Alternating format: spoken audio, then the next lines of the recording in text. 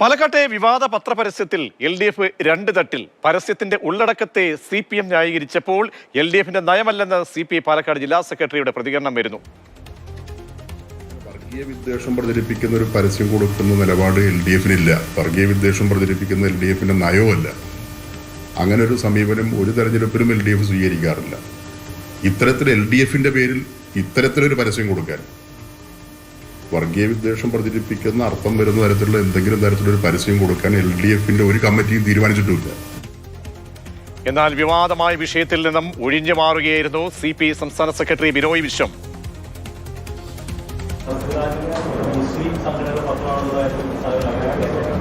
എനിക്കറിയില്ല, അല്ല എനിക്ക് താല്പര്യമില്ല.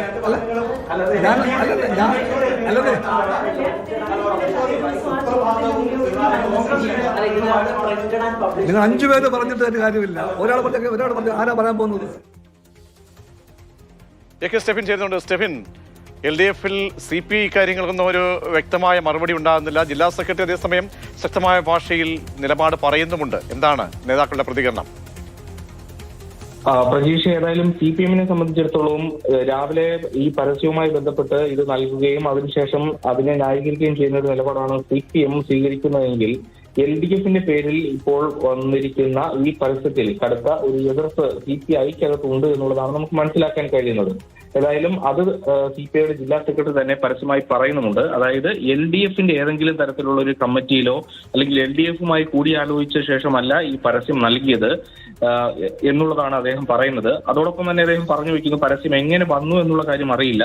അത് CPMോ അല്ലെങ്കിൽ ആ പരസ്യം നൽകിയവരുമായി ബന്ധപ്പെട്ട് വേണം ആ കാര്യങ്ങളൊക്കെ തന്നെ വിശദീകരിക്കേണ്ടത് എന്നുള്ളതാണ് പറയുന്നത്. ഏതായാലും LDFന്റെ നയം ഇതല്ല എന്നുള്ളത് തന്നെയാണ് CPIയുടെ പാലക്കാട് ജില്ലാ സെക്രട്ടറി KP സുരേഷ് രാജ് പറഞ്ഞു വയ്ക്കുന്നത്.